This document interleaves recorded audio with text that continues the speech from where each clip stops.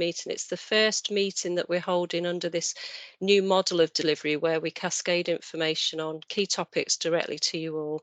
It's a bit of a you said we did moment. My name's Vicky Patel. I'm the chair of NQICAN, the National Quality Improvement Including Clinical Audit Network. And I am just briefly going to ask the members here today who are presenting to briefly introduce themselves. So can I go to, I'm just looking at your faces on your screen at the moment. So Caroline, could I ask you to introduce yourself? I think Becca's going to unmute you. Oh, thank you. Am I unmuted? I can't see. You are. Oh, hi, morning everybody. I'm Caroline Rogers. I am one of the associate directors at HQIP. So normally I'm responsible for leading on the commissioning and the contract management of various national clinical audit and patient outcome programs. The reason I'm here today is because I take the lead amongst us associate directors of being the contact person, if you like, with NQICAN. So attending the meetings, feeding information backwards and forwards, listening to views, and being that link person for NQICAN. So pleased to see you all. Brilliant, thank you. I'm going to go to Kim now, if that's okay, Kim.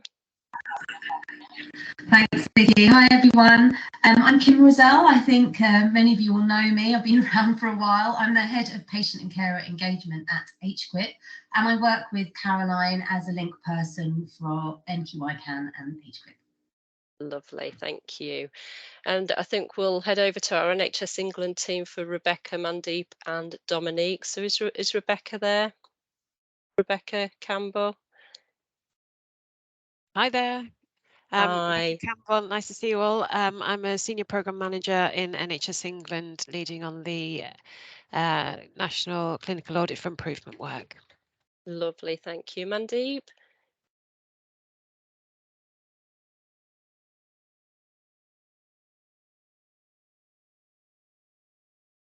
Getting off. Okay. Hi everyone. My name is Manpreet. I work in the medical director at NHS England in the clinical programs department, and we look after the NQICAN and NICE commissioning. Lovely, thank you. And Dominique?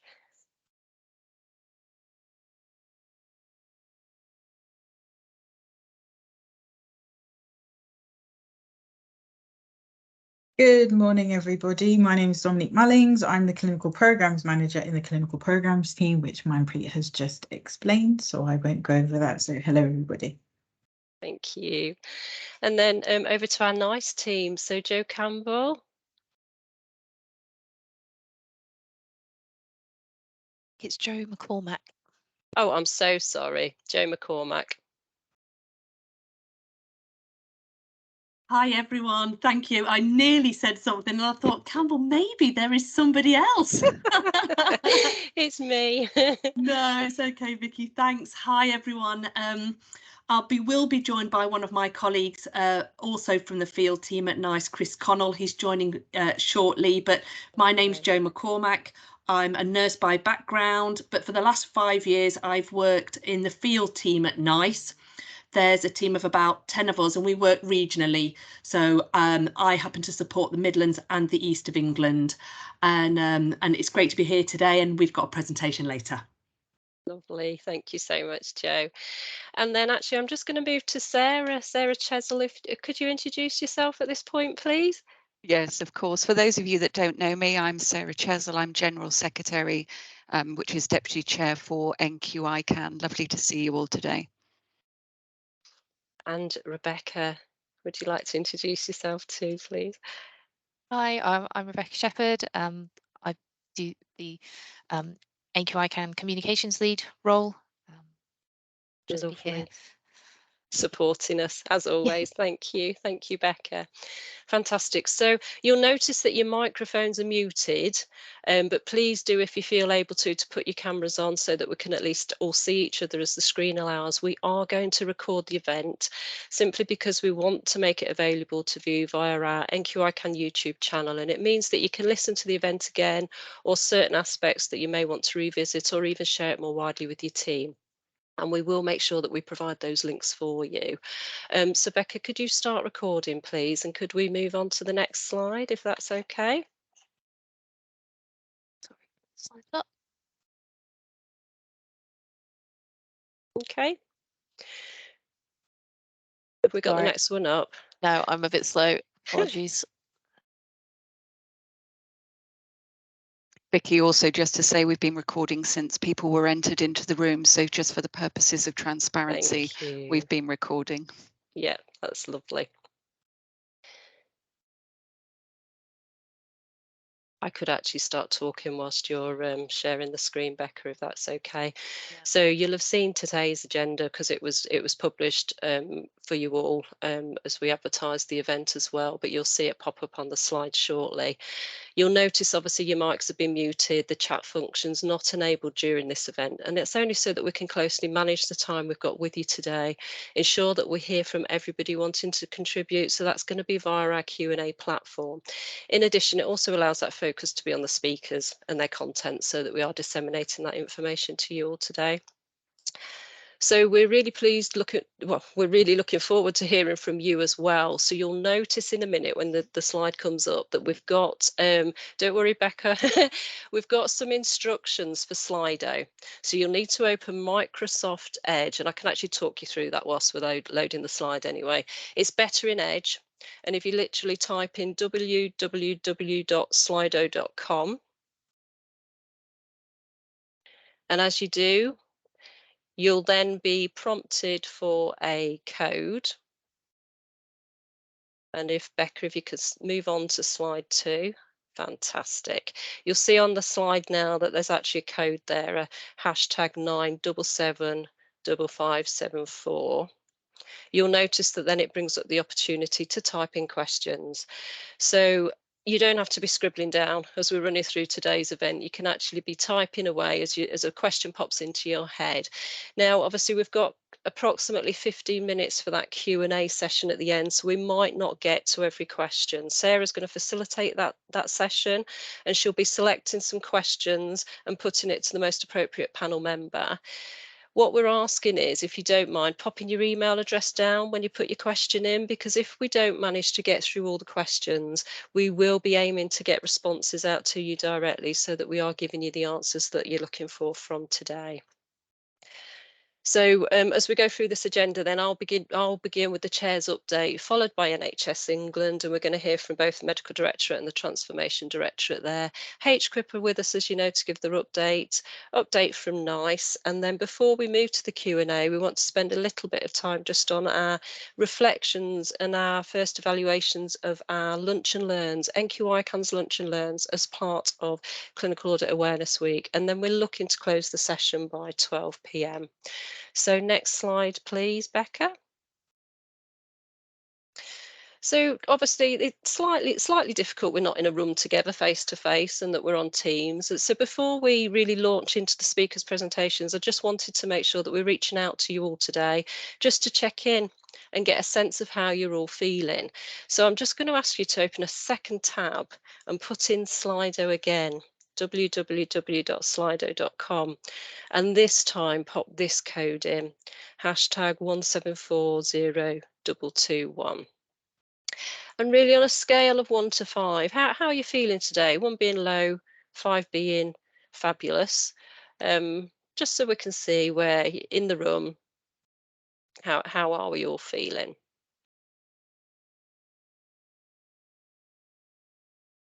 Vicky, if I may, just double checking that, Vicky, you can see the results as they come in as well. I can't at the moment, but I'm just thinking people might be typing. Okay. Although I can see people are entering things as the figures are going up, but I can't actually see any information, unfortunately, Sarah. I can't see it on here. Okay, what I'm going to do is a snapshot for you. If we just note it's a snapshot at this time, I'll just have to pop it in the chat if that's okay. I'm hoping we're getting more 5s than 1s, but we've got an awful lot of 4s at the moment and some 5s coming through. Fantastic.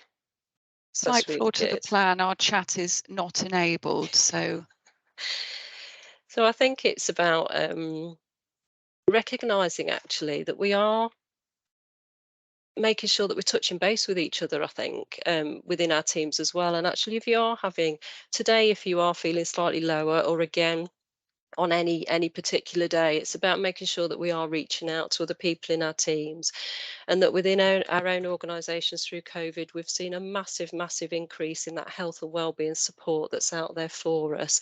So it's just making sure that we are tapping in to resources and support that's there, because we do recognise the pressures that we're all under day to day within our roles and out of work as well. And I think maybe if you're not feeling quite as good today, maybe it's about when we finish at 12, stepping outside, taking that breath of fresh air, really taking 5 minutes, really just to pause, just for that moment before we then carry on with the rest of our day. Vicky, So, if I may just add, I've just emailed a snapshot of that for you, but with the scores coming in, 95 people have actually put in how they're feeling. We've got 1% are a number 1, 7% for number 2, 30% for number 3, 43%, the majority are 4, and 19% 5. So the average score being 3.7. So you've got a little snip of that coming through. Yeah, and that feels really, as you know, within your own teams, that's probably it's representative of how, how people are feeling currently. So I think if you do want to reach out to us from today's meeting, please do drop us an email or a call, and our contact details will be shared with you later as well. And obviously we'll follow up with you to see if there's anything that we can do to support you as well. So thank you for sharing that information. I would nip onto your other tab now, so that you can remind yourself that you can be typing in your questions as we go through presentations. So next slide, please, Becca, if that's okay. So the first agenda item, obviously, today is for you to hear from myself as the chair of NQICAN. If you have joined late and missed the introductions, my name's Vicky Patel. I've been in the role of chair now for almost 12 months. So midway through the 2-year term, it has been a fantastic first year. We've got a number of outputs achieved, some of which we will be sharing with you today. I work for Sheffield Teaching Hospitals, acute provider of health and care within the clinical effectiveness unit, backgrounds nursing, still a registered nurse clinically at the moment as well. And I served a 4-year term as the chair for the Yorkshire and Humber Clinical Audit and Effectiveness Network as well. So next slide, please, Becca. I'll start talking as we're moving on. So key points really that I want to cover with you all today. And just to add also at this point that the slides that you'll receive today, they've all been prepared to act almost as a standalone information source on our forum and website for anyone who can't join today. The recording will also be available, but recognise that some people may just want to actually go to that slide pack. The forum that I'm going to refer to throughout, for those not familiar, is our NQICAN networking and sharing forum. Links will be provided later in this morning's session. It's a fantastic platform, and it's a resource that allows our clinical audit community to link in, network, share and learn together. So if you're not yet a member, take that away from today as an action, and we'd love to see you join us. We appreciate that we also may have individuals who've joined us today and not yet a member of their regional network, and they might not be aware of NQICAN's common purpose and forward plan, in particular our improvement priorities. So we're going to touch on those as well. You can find details of your regional network on our NQICAN web pages, so please do get in touch and join us on our continuous improvement journey, really, to drive better care and services for our communities. I'd like to spend a few moments just on routes of engagement with networks, members, and of course the NQICAN core and non-core members, and in particular how you can get involved, touching on cultures for continuous improvement as well. We're going to update you on what we've been doing since the last quarterly meeting. That was actually held in June within Clinical Audit Awareness Week, and we'll highlight to you some of our challenges that we've set ourselves going forward, and these will act as a pledge really to all our members of what we hope to achieve in the next quarter. And as always, we're going to highlight some extra resources for you as well and future meeting dates. So next slide then, Becca. I'm going to launch in because I'm aware we're slightly behind on time, but we have got a little bit of a buffer built in later on. So the National Quality Improvement Including Clinical Audit Network, then, it's bringing together all of our 11 regional networks that we've got across England. NQICAN works really closely with NHS England, NICE, HQIP, and it's got its aim to support staff working in these areas in health and social care organisations. And it's about providing support, training, resources, and giving you a voice at that national level. And it's all staff working within the field of quality improvement and clinical audit. Clinical audit is for improvement. It is a QI tool in itself. So if you're not yet a member, head over to the NQICAN website and you can find out how to get in touch with your regional chair and ask to join. It is worth noting at this point, though, that NQICAN isn't an organisation in itself. It's not a public authority. It is a group of people who've come together in a professional network for a common good. We're not funded. We don't receive funding, hold or pay out any funds. But we do have the opportunity to claim reimbursement through NHS England, and that goes back to our own organisations to backfill our time that we're spending on activities. So in that sense, we're not FOIable in terms of freedom of information. So next slide, please, Becca. So I wanted to explain to you about the membership. So when we meet at our quarterly meetings, which we've now opened up to cascade that information update down to you, at those meetings, we've got core members and we've got non-core members. So just looking at your core members to begin with, firstly made up of the officer roles. So that's myself as chair and Sarah, who's introduced herself already as general secretary. And in effect, our roles make up the steering group for NQICAN. Then we have our non-officer roles where we've got our communications lead. You've just met Becca, she's introduced herself. And we've also got a webmaster who helps us with the technicalities behind the website. And then, of course, we've got our fantastic regional network chairs as well. They attend and they act as the voice for your region into NQICAN, and they take away key messages and information and actions back into those regions. So then we move across to look at those non-core members. And they're made up of, firstly, stakeholders. And currently we've got HQIP and NHS England who attend, and they feed that information into NQICAN and we cascade it down. But also with them attending, it's our opportunity to feed information back up into HQIP and NHS England as well. We have some co-opted members. At the moment, they represent GP services, prison services and ambulance service. We're looking to extend that to independent sector and hospices. We are currently reviewing our co-opted expressions of interest process because we recognise we need to strengthen elements of it and go out to a far wider audience. We had some fantastic expressions raised recently over the last couple of months, but we had a lot coming from one particular region, and we felt we needed to get a geographical representation as well as different types of health and care organisations. So if you feel that actually that's something you might be interested in doing, please get in touch with your regional chair, or if you're not yet a member of your regional network, please do join, because we will be going out with that strengthened process over the next couple of months to try to get more co-opted members onto that non-core membership of NQICAN. I'm going to touch on the routes of engagement a little bit later on in the presentation, if that's okay. So Becca, could I have the next slide, please? So very briefly then, it's just to show you the map of all the regional networks. Currently, this is showing 12 networks. South Central and South East have just merged, so we're currently standing at 11 regional networks, and we will be updating our map and getting that published out to you all shortly. Again, if you're not yet a member, visit the NQICAN website and you can get in touch with your local chair. Next slide, please, Becca. Fantastic. So over the next 12 months then, it's going to be busy.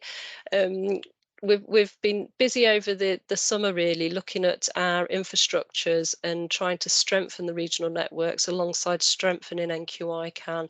So we met last in June, as I said. We've spent a fair bit of time looking at moving to this open model for this quarterly meeting, and also refocusing our regional networks now that the ICSs have come into play. So we're looking at making sure we've got all types of health and care organisations within an ICS in that same regional network.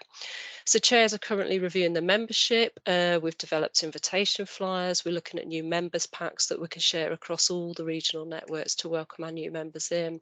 Terms of reference are due to be reviewed, and we're looking to help networks that don't yet have steering groups to set those up so that the chairs do have that support in place. And currently then we're also looking at finalising a comms plan that makes escalation routes for queries easier for all of our network members. And we're going to finalise this over the next couple of months and make sure we get that out and published for you. So there's a lot of work that the regional network chairs are doing, but also that as a core membership of NQICAN that we're taking forward together. Next slide, please, Becca. So this is where I just wanted to really touch on the routes of engagement and just explain to people how they can get more actively involved. So obviously you join your regional network and you're there, that gives you the opportunity to get involved and represent your organisation regionally. Now, individuals that work in health and care organisations, we represent our own organisation and we work within our own contractual requirements and we follow those NHS values and behaviours, and we become an active member contributing to that network. Now, at some point in time, you might feel that you feel able to put yourself forwards for some leadership roles within your regional network, and each network has, at the very minimum, a regional network chair. Some have deputy posts and some have steering groups. There is an expressions of interest process that goes forward where things will move to election, so that it's equitable and accessible to all. But anybody that's a member of that regional network can put themselves forward for that regional chair role or another leadership position within that network. And then when you've done your time really in that leadership position, you do attend NQICAN core membership as that regional network chair, so you're getting that exposure at the national level as well as regional, but also you've got that experience then to actually be eligible to apply for the officer roles, so the chair and the general secretary as well. So this document is available on the forum on the website, and if you do have any queries, just get in touch. But we wanted to make that a little bit more visible for all of our members, so that you do know where the routes of engagement are and that you can progress up to potentially putting yourself forward for the officer roles at NQICAN. Next slide, please, Becca. So these are our 22-23 improvement priorities that sit behind our forward plan. We've got some new ones on here, and we've got some that have rolled over. Our clinical audit for improvement is quite a big objective priority that we've got, and I know that Rebecca Campbell's going to talk to you in a little bit more detail about that when she presents to you later on.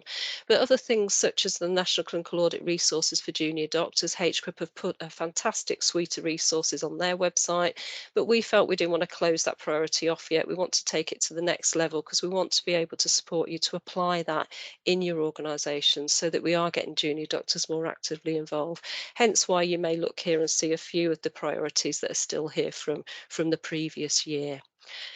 We are working and looking at these with the regional network chairs and aligning it to the task and finish groups. So it might be that your network takes a lead on one of these. So you might find that you yourself can actually get more actively involved in taking forward some of these improvement priorities. Next slide, please, Becca. So just to let you know what we have been doing since we last met in June, and obviously when we were engaging with you all through Clinical Audit Awareness Week, it's 3 months between the quarterly meetings, but 3 months goes very fast and we are very busy. And often when we actually go through what we've achieved, you realise actually we do have quite an extensive agenda for us all on NQICAN and out into the regional networks as well. So you can see here it's been busy. We've spent time on prepping for today's first open meeting under this new model. In addition, we've been holding our regular steering group meetings with HQIP, and we've held additional meetings with all of our regional network chairs as well. In addition, we all met in July with our network chairs, and we had a reflective session on how we felt Clinical Audit Awareness Week had went, so we could add that into our evaluations, particularly around our lunch and learns. The forum had its 5th birthday, and we've held a webinar for that as well. We are reviewing the forward plan and the improvement priorities in the current task and finish groups, which I will touch on again a little bit later, and that's helping us to drive our forward plan. So we have a programme of work that we're doing for NQICAN, but we also represent NQICAN as well. So we also sit on the NHSE's Executive Quality Group, Clinical Audit Subgroup. We are an invited member at that table to make sure that our audit voice is added into those discussions. And I'm not going to say much more there because I know Rebecca's going to talk to you about that group as well. But all of our activities undertaken by the core members, so the regional network chairs as well, and it has been driving our forward plan. Next slide, please, Becca. So in June's quarterly meeting, as part of NHS Fab Changes 22-23, they moved to a continuous year-long drive for change, and we made some pledges ourselves back at that time, and part of that was moving this to this open meeting. But what we're trying to do each quarter now is set ourselves challenges, and they act as a pledge, really, a pledge to all of you as our members in terms of what we're hoping to work on and hoping to achieve. So this slide really sets that out in terms of the steering group, myself and Sarah, our NQICAN regional chairs, and also our co-opted members that we've got as a seat at that table as well. So you can see that we've got quite a bit on our work plan, but you're all involved in that as well. You are our network members, and we're going to bring you along with this as well. Just a pointer is just to say, have you made your pledges as well as part of NHS Fab Changes as well? Because if not, go on. There's absolutely loads and loads of pledges there, and it's just inspiring to read what everybody else is doing. Next slide, please, Becca. So just touching on our communication routes, really, that comms plan will come out. We'll get that published for you so it's clearer. But we have our forum, as I've said, it had its 5th birthday, fantastic network and sharing platform. As I say, if you're not yet a member, please do go and join after today's event.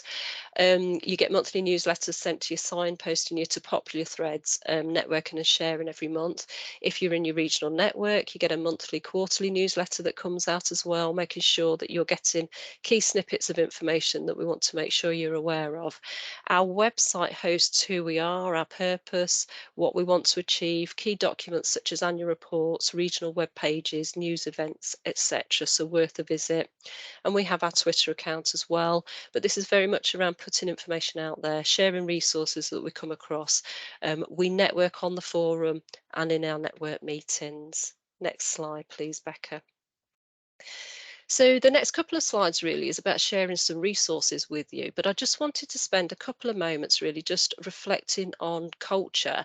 And we've had a few national publications in the last few weeks, the most recent of which is the Health Foundation one that you can see here, Building an Organisational Culture of Continuous Improvement. The links are on the slide as well, but we'll make sure that we'll signpost you directly to the documents. Professor Michael West as well, who spent his career focusing on research around the effectiveness of teams, individuals and organisations. He's published a blog on the NHS Leadership Academy website, very much around compassion is the core NHS value, not bullying, and specifically states that the NHS was founded on that core value of compassion. It was about a commitment to provide care for those who need it, regardless of status, wealth, ethnicity, age and gender.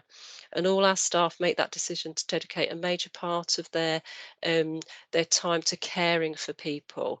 So for us now, it's about standing back and reflecting actually that we are responsible for nurturing those cultures. Leaders influence culture, culture shapes behaviour, behaviour affects staff well-being and patient outcomes, and staff well-being and patient outcomes are inseparable. Where staff are bullied, patients suffer also. So there's a really good couple of reads here for you to think about, because we're now moving to that continuous improvement journey, and you need to have the environment set right, and you need to have the right culture. So when we join our regional networks, we take on leadership roles of networks or even become the core members of NQICAN. And when we do, we're representing our own organisations, as I've said, and that of the wider NHS and its supporting services. So therefore, we all need to come together and work together to drive our forward plan through clinical audit for improvement. Next slide, Becca. So a few resources that I really did just want to highlight to you. NHSE are currently advertising their Culture and Leadership programme. We're all aware of the NHS Culture and Civility Toolkit, but have you actually, have you accessed it? Are you using it? The King's Fund are running courses on kindness and compassion in health and care, and they're really good. Futures NHS platform, have you registered? Have you been on? If not, go on. There's an absolute host of information, resources and access to training, lots of different workspaces. And then obviously the NHS Leadership Academy have been advertising their systems learning with the new ICSs that are in place, so that's worth a look as well. Next slide, please, Becca. So we're sharing the dates now with you for the next month, so you can get them into your diary, so that you can save the date. Spread the word, share, network and learn. So again, join your regional network and join the forum. Head on over to the NQICAN website as well and follow us on Twitter. So you can move on to the next slide, please, Becca. I think we're now going to move on to our NHSE update, slightly over time, but we've got a buffer built in as well. But do keep putting your questions into that Slido. We will move to that Q&A session towards the end of the meeting. But I'm going to hand over now to Rebecca and her team, if that's okay. Thanks, Vicky. So we've got a couple of slides that Becca's going to share, but let's just recap on intros before we move on to that. So I'm Rebecca Campbell.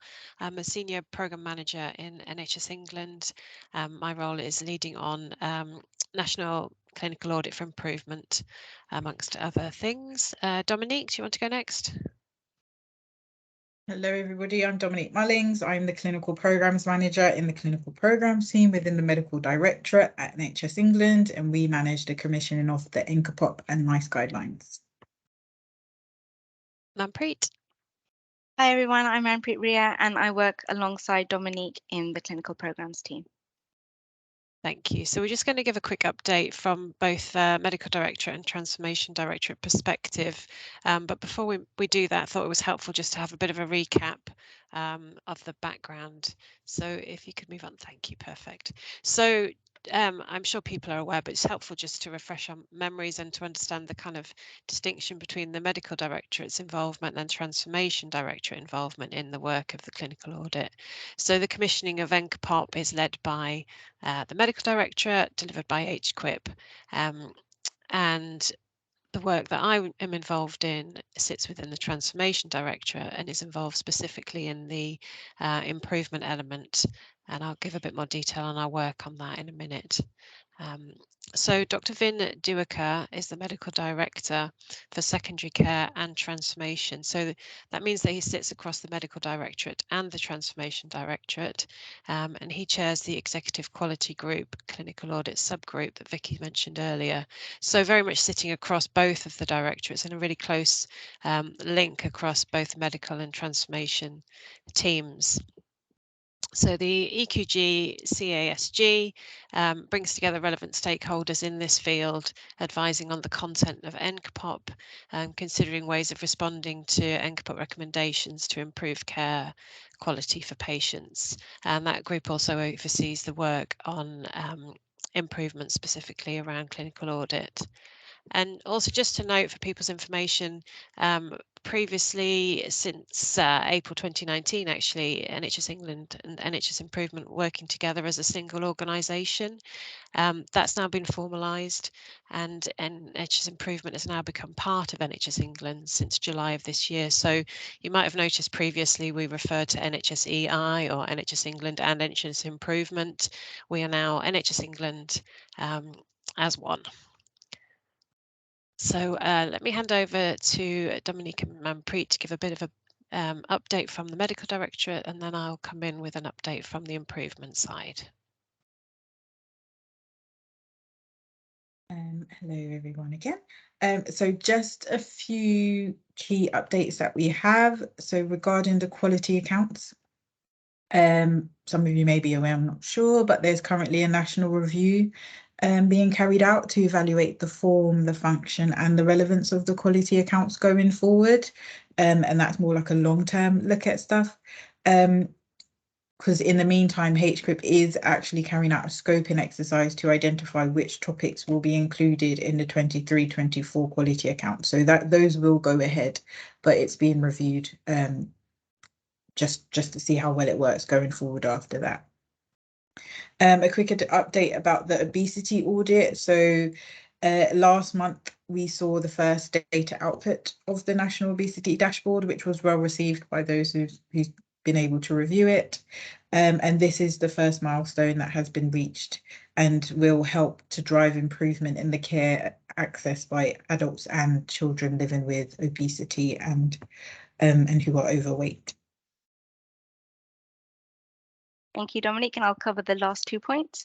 So in terms of health inequalities and the NQICAN, any audits who will need to expand their demographic metrics so that they collect data on ethnicity and deprivation if they don't already, and they'll be required to report on them. And this is in line with NHS England's national approach to reducing health inequalities in line with the core 20+5 framework. And another key point is that there will be a new reporting output style that you should start to see come through within the next couple of years. You'll see shorter reporting formats with fewer national recommendations, and this should make the audit findings more digestible and the national recommendations easier to implement at a local level. Thank you. Thank you. So that brings us nicely on to the National Clinical Audit for Improvement update. So as I said before, the focus of this is around that local implementation of national audit recommendations with a particular focus on improvement. So our key deliverable for this year, which has been endorsed by the Executive Quality Group Clinical Audit Subgroup, is the development of a learning community and repository of best practice. So last year we did a lot of work scoping out the vision that we'd like to see for this piece of work, and we're now pleased to say that we're underway with starting to progress some user needs analysis. We've got some specialist input supporting our work in this area, looking at how we shape the development of the learning community and what we want to include in that, what's already out there, ensuring that we're adding value and not duplicating. So interviews and surveys are planned in the very near future to help us gain a better understanding of how people interact with national clinical audits, how they interpret the information, and how they apply the national recommendations at local level. So look out for a survey, which will be coming out in the next month or so, an opportunity to get involved and share your experience around this area, and we'll be coming back to the next meeting to give an update on how we're progressing. So any questions, please do pop them in the Slido and I'll endeavour to answer, and Dominique and Manpreet similarly, or we can pick them up later. Thank you.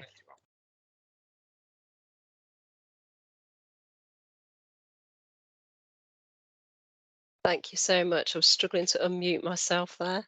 That's a fantastic update. Thank you. Yeah, really good to hear about some of those things, but obviously we'll probably pick things up further in the Q&A session as well. So I think we'll move on to Caroline and Kim, if that's okay. I think if we can pop the next slides up, Becca, please. Well, thanks, Becca. Just while Becca's doing that, we have prepared a more detailed paper with details of each of the projects and the things that we'll be talking about. And that, if I'm right, Vicky, that goes on the forum, doesn't it, after the meeting? It does, yeah. We'll upload it onto there. So that's just another prompt. If you're not yet a member of the forum, get yourself registered. Thank you. So if I could kick off, Becca, could I go next slide, please?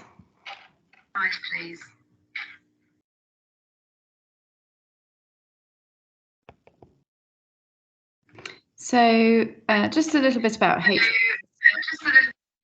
I'm getting a terrible echo. Oh, that seems better. Is that better? Yeah, I think Caroline, it's when Kim unmutes, so if she can unmute at the last second, there's some feedback coming from Kim. Thank you. Only one of us at a time. Right, a little bit about HQIP for those who don't know. So yes, we are, our major piece of work is to be commissioned by the funders, by NHS England, by the Welsh Government, and in some cases the devolved nations, to deliver this, the NQICAN programme, National Clinical Audit Patient Outcomes Programme.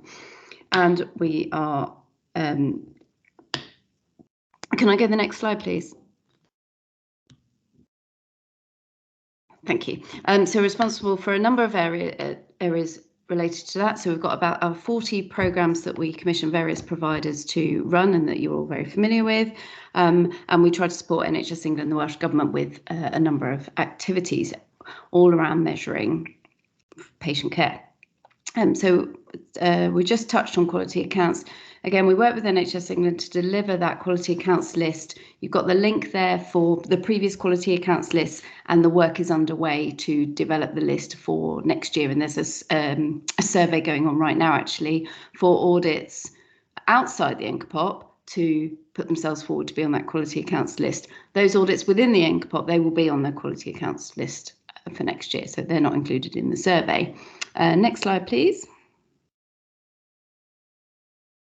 So we've on our website is a document called the directory that we hope is useful for people. It's an Excel spreadsheet. It includes all the NQICAN audits, and it includes the non-NQICAN audits that we're aware of as well, just so that they're all in one place. And it's a large Excel spreadsheet. It's got all sorts of information about the patient cohorts, when the reports are coming, information about information governance, all sorts of other things that you'll be able to find on there. The links to the programme team, how to get in touch. So it's a good source of information for all the audits in one place. And it's clearly marked which ones are NQICAN, which ones are not, which ones are on this year's quality accounts, which ones are not, etc. Yes, there's a signpost from the forum, so you can easily find it. And anyway, if you put HQIP directory into Google, you get there. And that is updated monthly. So it's a static document that lives on our website, and we update that monthly. Could I go to the next slide, please? On subscription funding, so part of the funding for the NQICAN comes from NHS trusts and providers around the country. And thank you very much for all those people who make sure that this gets paid and done every year. And I think we're mostly there for the financial year that we're currently in. You've received your letters early in April. And if anyone hadn't given us purchase order number, they would have got a reminder letter recently. Yes, so I've got the figures there. So 95% have been invoiced or provided their purchase orders. So we're nearly there with this year's collection. So thanks very much for anyone who is involved with that. And I think Kim's going to talk to the next slide. Yeah, is that okay? I can't hear myself. Does it sound all right, Caroline? Yeah, great. Okay, just a procurement update. Our procurement team very busy with many tenders that are either live or under evaluation awaiting award. So live tenders at the moment are the Falls and Fragility Fractures Audit Programme and also the National Respiratory Audit Programme. Tenders under evaluation is a stroke audit. The evaluation will take place in October. Next slide, please, Becca. Upcoming tenders, we have the eating disorders and also the National Child Mortality Database, dates to be confirmed. And then the contracts that have been awarded are the Cancer Audit Collaborating Centre, Rheumatoid and Early Inflammatory Arthritis, the End of Life Care Audit, Maternal, Newborn and Infant Clinical Outcome Review Programme, and also the Emergency Laparoscopy Audit. Next slide, please, Becca.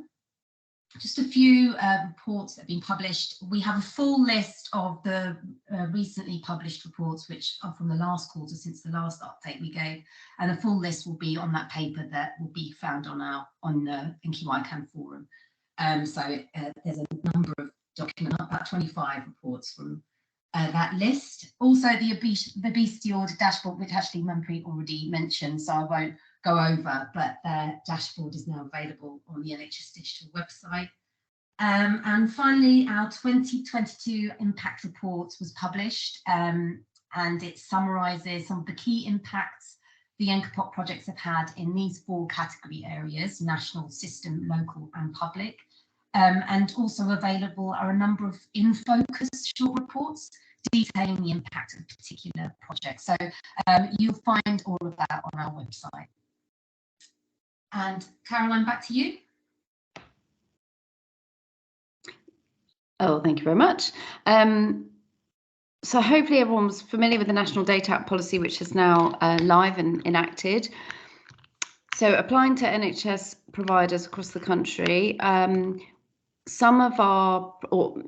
several of our projects sought an exemption so that, in fact, they could receive data whether or not the opt-out had been selected by individual patients. And to do this, they had to put forward a range of evidence about what would be missing if that was the case, and the safety and the security procedures that were in place, and the information governance were in place, and the sort of statistical power of the results with and without the opt-out policy being applied. And that exemption has been granted by CAG, which is the Confidentiality Advisory Group, which runs the exemption process for 9 programs, as you can see. Now, this is really important because you'll need to know this when submitting data. So there's a live page with those exemptions, and I put the link there on the slide, and that's being kept up to date. And we've also included a column on the directory that I mentioned, column X, that states whether the exemption is in place. So for some of our audits, for 9 of them so far, that exemption is in place, meaning the opt-out policy is not being applied at the moment, at least for those audits.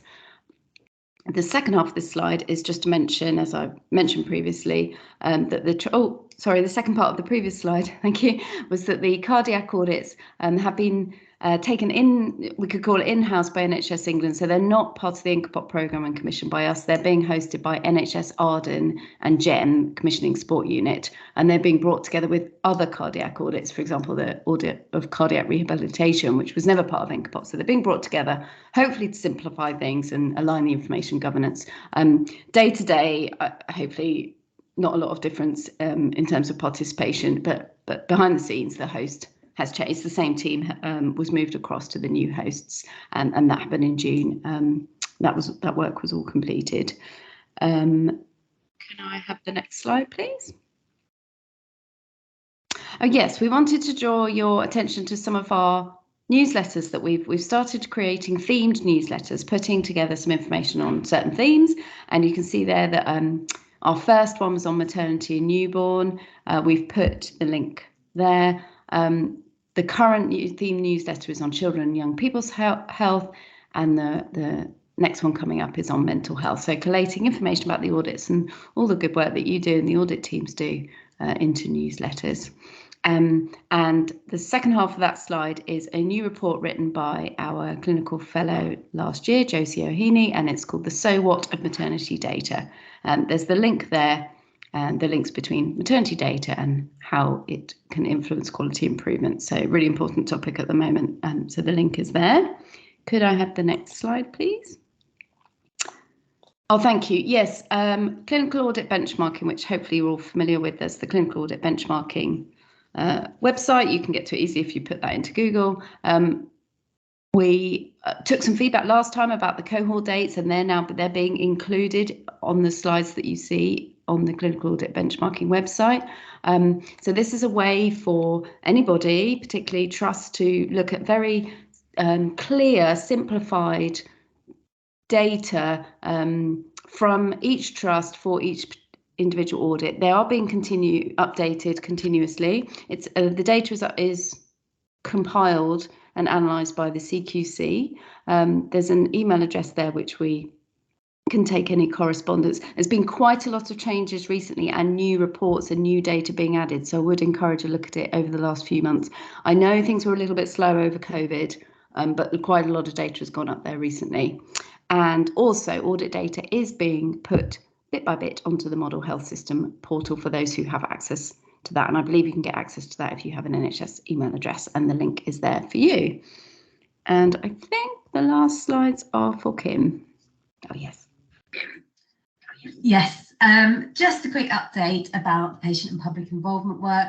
We have opened again, I think this is our 4th year, it might be our 5th year, of this Richard Driscoll Memorial Award, which is an award that's open to all HQIP commissioned programmes looking at the patient public involvement activities in their work. So we are open for submissions now. We will be announcing the winner at our AGM in November, and we will be announcing that through our social media as well. And then also just to say, we're doing a review on our service user network, just the way we recruit people. We're hoping to sort of diversify and expand membership, and we'll be updating our website on that in the next quarter. And also just a final call out, please do share any of your work that you're doing involving patients and carers in your QI and clinical audit work. It'd be great to hear and see some local examples.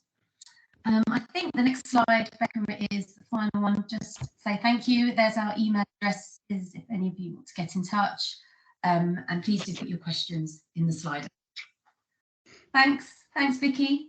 Yeah, thank you. Hopefully that gives a flavour of our recent work. And as Kim said, we're happy to take any questions now, or there's our details on the screen. Yeah, so if you can be popping those questions into Slido, that would be great. And obviously we'll move to that Q&A session. I'm just wondering, Becca, if it's worth sharing that Slido code again at this point, if people have joined late, if you could just open up your Edge, put in www.slido.com, and I'm not sure, I can't remember the code off the top of my head from my slider, Becca, and I don't want to get it wrong, so we'll just give you the code again. We're doing Vicky 9775574. Lovely. Don't forget your hash. Oh no, the hash is in there, isn't it, already in the code? So yeah. Vicky, if I may, there's one question on Slido that would be good to pick up now, just noting we've got a little bit of time on the agenda. It's one for Caroline. So it's, will the cardiac audit still be considered mandatory? Will they be on the quality account list? Oh, good question. I don't know the answer to that. I suspect so. There was no intention to change business as usual. In fact, every intention was to keep business as usual, at least for the time being. I can try and find out, but I suspect yes would be the answer. Thank you. Thank you. Okay, so yeah, so don't forget, keep posting those questions, because we'll get to that. We'll get to the Q&A session towards the end. So I think we're going to hand over now to Joe, and hopefully Chris has joined us as well. So we'll pop those next slides up, please, Becca. He has, yes. I can see that Chris is on the list of people that's here today, which is great. And we would have done good cop, bad cop, but we're both good cops today. And actually, I'll let Chris start. Are you happy to share the slides, Becca? Yep, just should be coming up.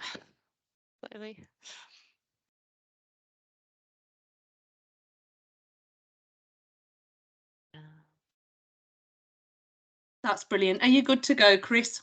I will be. Yeah, great. Thank you.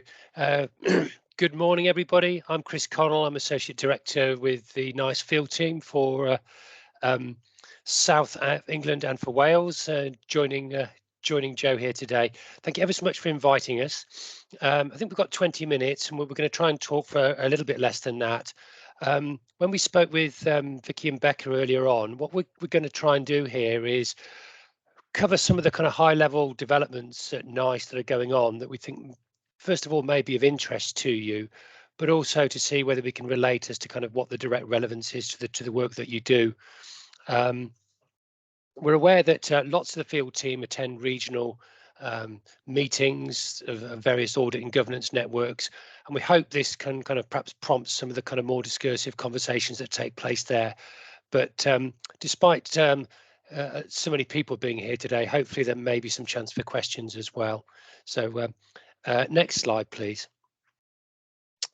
There's quite a bit to cover here, so Joe and I are going to try and talk as lightly as we can over some fairly big fundamental changes that are taking place at NICE, about priorities, early value assessment, sounds very jargony, about how we look at med tech and how guidelines are changing, and an increased emphasis on health inequalities, where we look for our evidence and how we might measure things, and also the ongoing efforts that we're trying to make to find out what people want, and a little bit about things we've stopped as well that may be of interest and to you. Next slide, please. Just very briefly, I think these drivers for change are things that we're all living through or working through. They're not particularly special to NICE, although they're things that we are dealing with. Everybody will be aware in this virtual room about the growing pressures on health services, whether it's waiting times, resources, staffing, how we use tech, new technologies, etc. We're all familiar with those. And I think we all know as well that even if we did have the resources, more of the same of what we do is probably not going to cut it in terms of addressing waiting times issues. So we're living that at the moment. And linked to that, there is, I was going to say, very rapid growth in innovation. At risk of sounding bit of hyperbole, it's even more rapid than that. devices, treatments, technologies. They can, and no doubt some of them will, help address these pressures. But I think most of us would probably agree that it's not clear which technology deliver the most benefits, how they can be best integrated into care pathways, what are the cost benefits, how can we measure, how can we audit the impact that they're having. So it's a help, but how do we harness that? The growth of kind of the patient shared decision making, patient service users being just as important as clinicians. That's acknowledged as a desirable from a health outcome perspective, as well as just being naturally just. But there's huge variability about how real this is. And there are also issues as patients become more involved about benefiting some patients, improved outcomes, but also unintended health inequalities perhaps arising as well. And there is so much data, and people in this room probably know better than me just about how much data, how much information, how much intelligence is out there, and it is growing all the time, the infodemic, if you will. Much of it's useful and can, and some of it would make a difference, but often that data may not be as usable as we would wish. Not easy to find what we need. Sometimes we don't even know what we need, let alone when we need it. So NICE is changing to try to address these issues. Next slide, please. And these are our priorities for this year. I'm only going to focus on two of these. The first one is trying to address the data and the information issue, if you will, in some respects, improving the usefulness and usability of our guidance by developing digital living guidelines, particularly in breast cancer in the first instance. And there will be implications for audit, for governance, for how we measure, how things are measured, which would be interesting to discuss over the next few months, as well as today. Last year on number 2 was a record year in the number of technology appraisals that NICE published, essentially looking at new medicines. But despite that record number of advice on drugs that we issued, we're struggling to keep up to date with what's coming onto the market and the signals from the health service asking for advice from us. So we need to increase our capacity by around 20% to begin to keep up with that. I guess that's addressing part of the innovations issue, but we don't have 20% of the increase in resources. So we need to change how we approach that. And again, there may be issues around measurement and governance and audit at some point there as well. And another part of the innovation issue is med tech. I'm going to talk a little bit about that. And what we want to do is try to identify the most promising technologies that are coming onto the market, amongst other things, and provide rapid assessments for the NHS and also for social care. Next slide, please.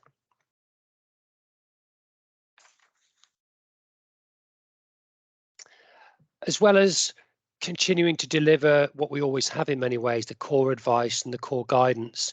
And these are a few figures which will give you a sense of the volume that will be coming out of NICE this year. I guess the key points here is the number of new pieces of guidelines, clinical guidelines and related guidelines is actually declining in number. So 16 in new or updated. You'll see the large number of technology appraisals. But you'll also notice on the right-hand side there, MedTech Innovation Briefings 46, which are known as MIBs. They're not guidance, but they provide a commentary on new MedTech, if you will, and they form the pool for many of our guidance in the MedTech area. And although we've only got 7 for diagnostics guidance, 8 for MedTech, that is significant. It's a significant area. It's an area that's significant because it's going to grow fairly substantially. Next slide, please. So talking about MedTech, kind of why am I talking about it? The reason being is there is an extremely large volume of health technologies, particularly digital health technologies, coming onto the market. And the potential benefits and also potential risks are fairly significant. And often there's no clear signal to clinical teams, to hospitals, to trust, to the NHS more generally, about which work, which offer the maximum benefit for the service and for patients, and how they might be introduced. So we're developing a project called EVA, which is called Early Value Assessment. And what we want to try and do is provide much quicker assessments of what you might describe as early value. We're trying to identify the most promising technologies that can be used in the NHS. If we can do this, that means clinicians, patients will be able to benefit from medtech while we collect data and while we then generate a full, nice assessment on a device's cost and clinical effectiveness. And you can see the ambition there is to produce at least 10 medical technologies, or put at least 10 medical technologies through EVA up until March this year. So in a nutshell, we want to identify those technologies. We want to help generate evidence about their effectiveness and their cost effectiveness, the benefits that they provide to patients. We want to try to provide earlier access to patients, and also support productivity and efficiency, that kind of pressure that I mentioned in the first slide. Hopefully provide a pathway for industry, so people are working in industry on products and issues that are of real relevance to us. And from a kind of an audit perspective, I guess one of the things that to be aware of is these products are only going to be successful, in my view, if they can fit in, if they can be adapted, if care pathways can be adapted to accommodate them, and we can then begin to measure the impact that they're having. So there's a real issue there about how we introduce them and about how we might measure how effective they are. Next slide, please. And this is the first draft of one we're looking at, and it's due to publish in October, and it just gives you a little bit of a flavour. It's something called Cardio Mobile, which has been looked at by NICE for some time. And it's looking at measuring cardiac QT intervals in people receiving antipsychotic medication. And it's due to publish next month on the 17th of October. And it's a portable ECG recording device, much less intrusive than traditional ways of measuring ECGs, etc. And it may affect the choice of medication that taken for psychiatric disorders. The results of it can be monitored on smartphone, so it's much less intrusive. So it gives you a little bit of a flavour of what we're trying to achieve in and what might be coming out of NICE. Next slide, please. This is my last slide before I'll hand over to Joe. Some of you may already heard of digital living guidelines. And this is trying to address the data issue, that there's so much data, in part improving the usefulness and usability of our guidelines, but also making sure that our guidance is up to date. With all that information coming online so quickly, guidance that is relatively recent can still be superseded by new evidence that's emerging. And it's been informed in part by our experiences in developing the COVID guidelines.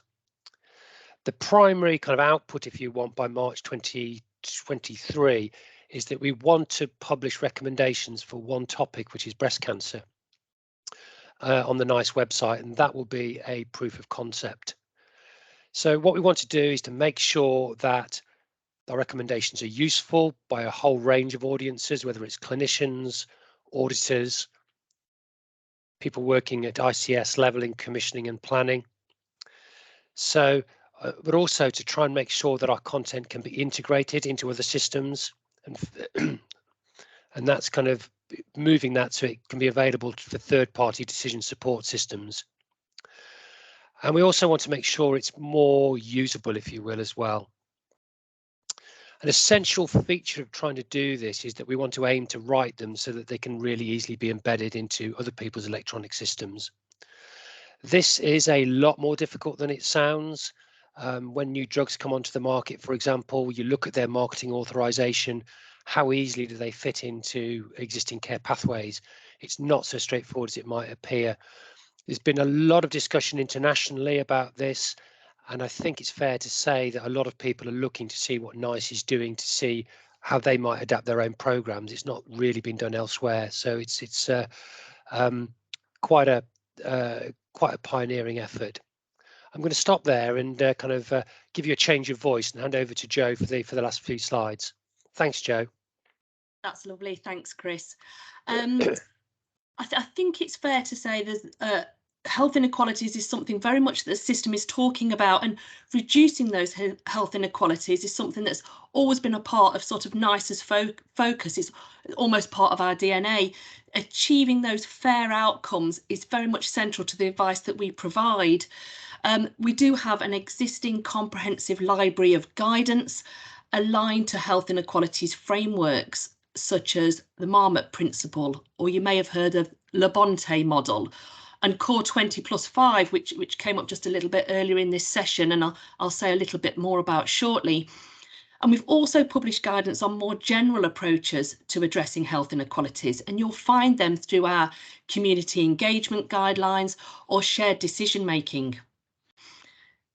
Addressing those health inequalities is among our core principles at NICE. It's a key feature of our 5-year strategy, and it does emphasise prioritising efforts to try and reduce those health inequalities, many of which were very starkly exposed during the pandemic. So we want to draw those out more clearly, and what we're going to do is we're going to launch a page on our website, hopefully round about the 10th of October, which focuses specifically about health inequalities and what we've got to help with that. By way of example, this year we're working with that national approach from NHS England in terms of Core 20+5 to reduce those health inequalities, which supports ICSs in that. The Core 20+ is very much about that target population, the 20% most deprived nationally, plus that population that might be very specific to an ICS. Maybe that's living in a coastal area, maybe that's with their levels of people experiencing homelessness. And then the 5 at the end of Core 20+5 is that focus on 5 clinical areas for accelerated improvement. They'll include an aspect of maternity, such as continuity of care, maybe severe mental illness with the annual health checks. Chronic respiratory disease is very much that focus on COPD and the uptake of COVID, flu and pneumonia vaccines. That early cancer diagnosis and hypertension case finding, that high blood pressure, and then optimising the treatment of that. So what we've done as NICE is we've mapped our guidance to those specific 5 areas. So there's those evidence-based recommendations for what's effective practice and cost effective, together with some of the tools and resources to help with that. And we have a resource in itself all about what we've got for Core 20+5. And we have included in that a little on those general approaches for addressing health inequalities. So we do pull out some to do with community engagement, shared decision making, behaviour change. Next slide, please. So this is our real world framework, and we launched that in June. We want to use the real world data to resolve these gaps in knowledge, drive forward access to innovations for patients.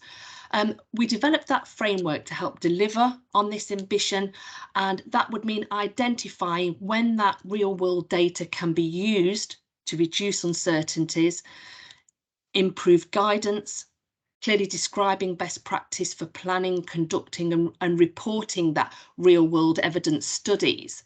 What we want to do is improve that quality and transparency of evidence. So the framework aims to improve that quality of real world evidence, informing our guidance. It doesn't set a minimum acceptable standard for the quality of evidence as such. You can refer to the NICE manuals where we have details about that and the process of how our recommendations are made. But the framework is mainly targeted on those developing evidence to inform NICE guidance. In some respects, it's very much relevant to patients, but also those who are collecting data and reviewers of evidence. And we think it might be particularly relevant to the audit and governance communities. So we wanted to flag that today. Next slide, please. So we've done some internal work while we're thinking about the changes that we want to make at NICE, how that might affect people who use our products. So very much we did a big analysis of what users need when they access NICE, and we've come up with 4 key typologies so far. You might see yourself in some of these, but you may find that actually you work across those. So it's not done on job description or job role. It's very much on the task that people want to do when they access NICE. So you can easily sort of move between these as well. But what we found was that we've got people who are grab and go. So they're looking for something specific, often to answer a question. We've got some topic foragers. So it's sort of an initial topic scanning, you know, what's NICE got available on this topic. We've got engaged explorers. So they're actively engaged with all levels of NICE, NICE content on a specific topic. And we've got update seekers. So they're seeking the latest information and new news. So as I said, it's not based on your job role, so it's moving away from actually what clinicians may do or what a allied health professional may do, what an audit officer might do, and we know people do move between them. But if we look at how we want to change that, we want to make sure that we are involving everybody, that we know how they're using them, so we can have those early conversations of what any changes might mean to them and how to facilitate that change with them. We know there's various pressures that we need to understand. We know that update seekers, for instance, have a very defined process built into their current NICE process and their organisations, which is timetabled and very sort of specific needs with that. We know that users, for instance, like a page where they can filter on the latest NICE guidance. And although a lot of people may be signed up to the newsletter or alerts, many proactively go to the website for the latest updates. And we want to make it clearer, easier to find what people are looking for. So it's been important for us to establish what the needs of individuals and organisations are in order to try and get that solution as we try and make some changes. Next slide, please. So we know users have a balancing act of considering those organisation needs and processes and the publications and NICE processes, and NICE recognises that balance that people need to make. So that's why it's making lots of effort in the background so that when changes come, people are prepared of that or they're aware of that, and how we can help and sort of talk about it sort of really early on. We know that the current presentation and publication of NICE guidance places a lot of onus on the user, and that does present challenges when we change it. So it is all about as we change things there.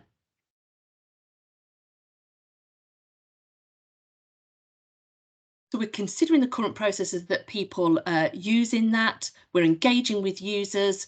We're looking to see how we might remove some of that onus on the user. Maybe we can improve the system of notifications. Maybe we can differentiate the scale of an update so we can be much more verbal, communicating that actually on the diabetes guideline, it's only this aspect that we're looking to update, and this is the update that's coming through on that. Easy access to supporting information, refined and consistent support tools. We know that the baseline assessment tool is very popular, but we do know that when our guidance is long, so is that baseline assessment template. And we're looking whether NICE can be integrated into people's organisational systems in order to filter through and how that can be used. So we're doing quite a bit of work in the background there. Next slide, please. So there's always been that opportunity to join NICE, whether that's to come to a committee meeting, whether that is to comment on a consultation, give us some feedback. Sometimes in those regional meetings that our field team representatives will often go to, that information is very important to NICE. You're considered a very, very valuable audience for us, and we do feed that information, both ways to that. So we have this open call at the moment for invitations to join NICE's audience insight community. The links are on the slide, so we'll hope some of you might look and consider that, which would be great. Sometimes as part of that, we run focus groups and workshops. Sometimes it's an in-depth interview. Maybe it's user testing if we run a sort of pilot and a change on our website and we need somebody to use and test that for us, and sometimes it's surveys. Next slide, please.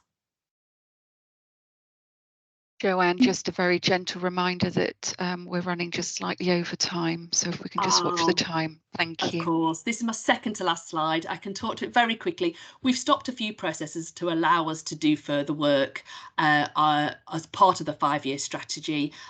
These are some of the things on the left-hand side that we've stopped. The Fellows and Scholars, Student Championships, the endorsed programme, the Shared Learning programme, but we are still really keen to capture your case examples there and key therapeutic topics. Last slide, please. And there's plenty of ways to stay up to date. We now have one newsletter for health and social care. We've got that dedicated inquiries line, obviously lots of information on our website, but both Chris and myself's emails as contacts are on these slides. We can pass that on to any of our field team contacts who are based around the country. Thank you. Thanks, Jo and Chris. That was brilliant. Lots of information there. So and really useful as well.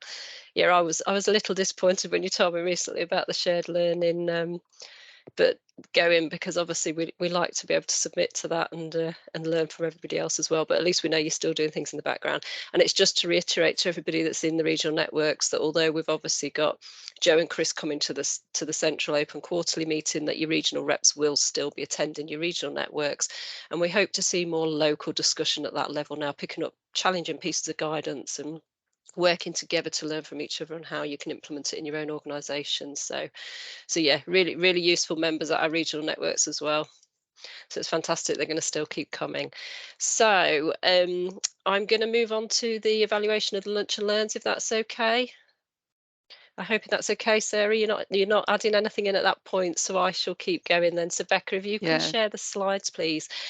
I thought it might be really useful, and I don't want to panic Sarah with time, and I will edit what I'm saying in this session, but actually we've got some of our regional network chairs on the call today, and I'd actually thought it would be quite nice to go and ask them to introduce themselves as well, because obviously our regional network chairs were really actively, as they were always actively involved in supporting us, they were actively involved in Clinical Audit Awareness Week as well. So I'm going to head over to Craig first, simply because I can see you, Craig. You're popping up on my screen first. So could you introduce yourself, please?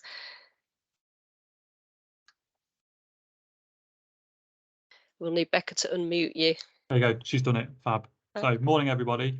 So yeah, my name, as Vicky said, my name's Craig Short. So my day job, I am a quality improvement officer at Sherwood Forest Hospitals in Nottinghamshire. But I am also the regional network chair for NQICAN, which is the East Midlands Clinical Audit and Improvement Network. Fantastic, thank you. I'm just heading down my list of people now, so I might ask for assistance from Sarah if you can see any of our chairs popping up before me. It's difficult. I can see Jordan. Oh, lovely, Jordan. Could you go next, please? Hi, yes, I'm Jordan Thompson. I'm a clinical audit facilitator at South Tyneside and Sunderland NHS Foundation Trust, and I'm also the chair of NQICAN, which is the Northeast Clinical Audit Network. Lovely, thank you. We've got Sarah Byrne. Fantastic, Sarah. Maybe you could do Layla while I'm trying to unmute Sarah. Yep. So Layla. Hello everyone, I'm chair of the London Quality Improvement Including Clinical Audit Network. Fantastic. I think we're still unmuting Sarah by the, oh no, there we go, Sarah. Yes, I'm here now. Hi everybody, I'm Sarah Byrne. I'm Head of Audit and Improvement at Liverpool University Hospitals NHS Trust, and I'm also the Regional Chair of the Mersey Quality Improvement and Clinical Audit Network. Fantastic, thank you. Sarah, Becca, could you see anybody else? We've got Catherine Dunn. Lovely, Catherine.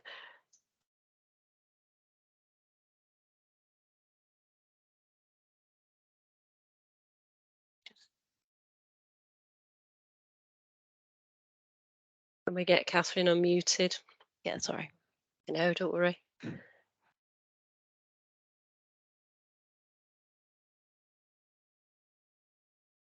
You've got quite a lot of questions, Vicky, for yourself and the panel members. So if we could just Okay, shall I finish get going then? promptly at 1:45. You want me to start? I can you have we unmuted Catherine, or I have, but I wonder if she's struggling to she unmute might not herself. be able to unmute herself. Okay, that's fine. Okay, so Catherine's with us as well, and she's the chair for the Cumbria and Lancashire Clinical Audit Network as well. Okay. I am here. Sorry, I just can't get my camera on. Did you want to say hello, Catherine? Yeah, hi, my name is Catherine Dunn. I'm Head of Audit and Effectiveness for Lancashire and South Cumbria, and I also chair the Lancashire and Cumbria audit group. Thank you. Okay, right, so I think we'll get started then. I think you're going to keep me to time then if you've got those questions that we've got lined up then, Sarah, at the end. So we ran Clinical Audit Awareness Week in June this year alongside HQIP, and as part of that, NQICAN ran 5 lunch and learn events during the week, 1 every day, Monday to Friday, and this is our evaluation of those events. So next slide, please, Becca. Each day was themed, topics that were seen as a priority in health and social care by NHS England, HQIP, and of course NQICAN and its members. Each day was chaired by either one officer each day, so either myself or Sarah. We had a key speaker, and our regional network chairs took turns to facilitate the networking session during each event. The events aim to provide the opportunity to explore the topics from a clinical audit for improvement perspective. And individuals could contribute during the sessions, but they could also take away those key learning points to think about how they could apply these in their own organisations. We did evaluate each event. Attendees were given the link. We recognise that we've had low numbers in terms of those that were completed. Each day we tried to learn from the previous day. I mentioned the form earlier on, gave further prompts. But what we found though was that although we've got low numbers in terms of those that completed them, what we found was that the information that was in there was extremely rich. We made information available from our lunch and learns within a day on the website, the forum and Twitter. The recordings and the slides are also made available on the NQICAN YouTube channel. And key points from this evaluation of our lunch and learns are now going to be taken forward in a task and finish group and feed into the NQICAN forward plan. So next slide, please, Becca. Okay, so quick recap then. Clinical Audit Awareness Week, it's an opportunity to showcase how important clinical audit is as a QI tool. And although we celebrate across 1 week in the year, we are all continuously using clinical audit for improvement through year, day in, day out. NQICAN and HQIP jointly run this event with the regional network chairs on behalf of our audit community. Okay, next slide, please. So you've seen this map in the chairs update as well, our regional networks as they stood at the time when we had 12, and we've now got 11 with the merger of South Central and South East, and we've got a new map on its way. Next slide, please. So this was the timetable for the week. So you can see that we've obviously got an event every day. We invited a key speaker that we thought had that key expertise to share with us on those topics in terms of how effectively we're utilising clinical audit to address each of those topics that we've highlighted. So Monday was patient safety theme, and our key speaker was Josie O'Henny, who at the time was the HQIP's National Medical Director's Clinical Fellow, and Jordan, that's just introduced himself, facilitated that session for us. And on Tuesday we had the patient advocate, which was chaired by Sarah. Kim, that's obviously presented to you this morning, was our key speaker, and Craig from East Midlands, who's introduced himself just to you now, was our regional network chair facilitating the session. And Wednesday was all about effectively influencing change, and Sam Riley, the director of Making Data Count, was our key speaker, and Layla, who's from our London Quality Improvement Clinical Audit Network, she's just introduced herself to you, she facilitated. And then Thursday saw us talk about health inequalities. And Caroline, who's obviously presented to you just now from HQIP, was our key speaker, and Sarah from the Mersey Quality Improvement and Clinical Audit Network, who you've just seen, facilitated. And then to close the week on future proofing, we had James Mountford, who at the time was the Director of National Improvement Strategy. He was our key speaker, and we had Mojgan, who is the chair from the South East and South Central Network, who was facilitating. Okay, next slide, please. So that was just a good reminder, really. It's been 3 months, obviously, since Clinical Audit Awareness Week. So as we move into these evaluations, it's good just to remind you about the days. So I'm just going to spend a few slides just talking about the overall evaluation of the 5 events. These results are presented cumulatively across the 5 days. So we've already stated that we recognise we've got low numbers, but as we said, all attendees were given the opportunity to feedback. We did try and prompt as best we could to get those evaluations completed. Rich information, as I've said, we've built that into this evaluation, and we're also using that to take forward within our task and finish group around driving these topics within our forward plan. So there was a spread across the week. You can see lots of keywords coming out here, such as patients, carers, audit teams, which was really good, clinical audit, good, excellent. Look at the level of the knowledge here before the events to after the events, which is really showing us the benefit of holding these events for our audit community. Next slide, please, Becca. So here we go. We've got we've got the low numbers here. If you look at the word cloud at the bottom again, but again, patients jumping straight out of that word cloud for you, which is absolutely fantastic. They are at the heart of everything that we're doing here. And look at the high respondents here who felt that actually we met their expectations and that they could go away and apply what they'd learnt to their role in clinical audit and QI. Next slide, please, Becca. So again, the word cloud, appreciate we've not got the full context behind all the comments for the words that are displayed here, but again, patients jumping out in a number of the different threads as you go through, and clinical audit, patient safety, and patient involvement. Next slide, please. So just to conclude on that overall evaluation before we just dip in and have a little look at each day, I'm just keeping an eye on the time. The week was jointly run, as we said, with HQIP. We developed communication materials and obviously we promoted, we advertised the week. We've got the Lunch and Learn blogs every day, and key tweets were posted each day on the NQICAN website. We've made recordings and made these available on the NQICAN website, and we updated our platforms, our website, and the information was also added onto HQIPs as well, and the slide packs made available. And then we had lots of threads on the forum as well to support this. So there was a lot of activity, a lot of work went in to support the week, but as you can see, that's coming out in some of these evaluations and more as we build on that as we move through the rest of the year. There is real value in the events that we held. Next slide, please, Becca. So just going to look at day 1. We have got some slides prepped for each of the 5 days, but depending on how times allow me as I start to talk will depend on whether we go through all five days with you here and now, but these slides will be made available.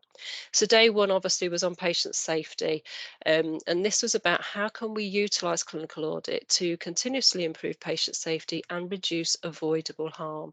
So we saw 194 attendees online with us, which was an absolute fantastic, great start to the week. That was the day that had the highest attendance, but we do think that's because it was the first day as well, and the first day of Clinical Audit Awareness Week. We had presentations from the chair, the key speaker, the winners of the Patient Safety Audit Hero Award, followed by that networking session, which was obviously themed around patient safety. Next slide, please, Becca. Our winner, obviously, for this award category was East Kent Hospitals University NHS Foundation Trust. They prevented on never events occurring from misplaced nasogastric and feeding tubes. And just to point out here, because I think it's worth sharing again at this point, that the judges were really impressed by the approach they took to identifying the problem and then finding solutions for that continuous improvement that they did achieve and continue to achieve as well. East Kent were unable to attend to actually present at the Lunch and Learn, but our highly commended Corinne da Costa did actually attend, and she gave us a fantastic presentation. She's an advanced neonatal paediatric practitioner, and she talked about her project, which is on safe sleeping, focused not just on the neonatal unit, but also when the baby goes home following discharge. So she really clearly demonstrated sustainable improvements as well as improving patient safety. Next slide, please, Becca. So a good overview, rich discussions, engagement, interaction, sharing and learning and informative. This is what you found was of really good value from this session. And a few pointers for what we could do maybe to improve this further. Felt rushed, a lot of information, and maybe more discussion or a poll on actual issues and how to address those. So obviously we've taken that away. That's going to go into our task and finish group, and we'll have a think about what we could do for future events. Next slide, please, Becca. So our attendees thought it was well delivered. Look at the level of knowledge again before to after. Loving hear what people are saying they're actually going to take away and take forward in their own organisation, and that was all about them reviewing that audit programme to check it's responding to patient safety topics. It was about engaging with patient safety and risk management within their own organisations, strengthening those working relationships.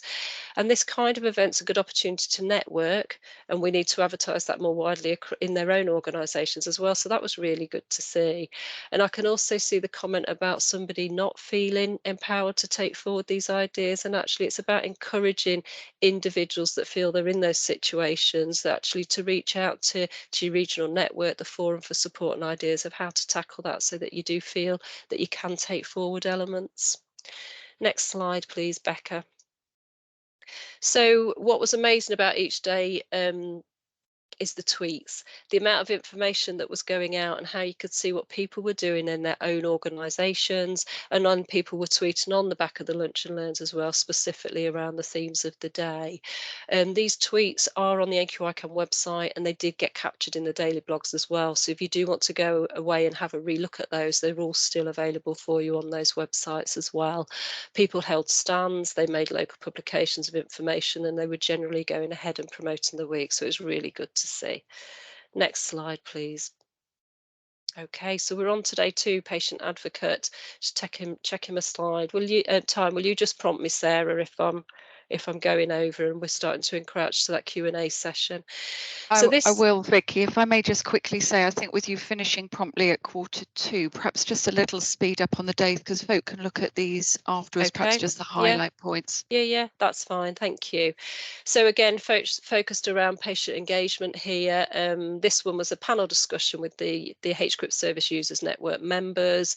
People enjoyed it, but what they did say might be better moving forward is if we retitle maybe this title to more patient involvement and engagement rather than patient advocate.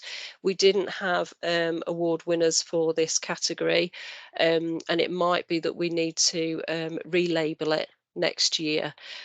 Patient engagement is often an integral part of other activity, and therefore we did find that it was coming out in other submissions on other days for awards. So actually, if you could just move to the next slide, Becca.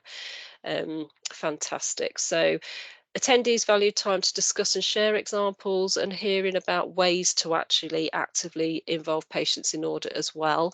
They did say that it would be great to hear from patients, and maybe if this session was longer and more examples that we could share. Next slide, please, Becca. So majority felt that actually it was very good. It ensures greater patient engagement. Maybe we could look at involving more patient advocates in projects, and also raising patient involvement within teams with their teams at their meetings as well. But overall, I think it was worth holding this event. There were some really good valid discussions during the Lunch and Learn. Next slide, please.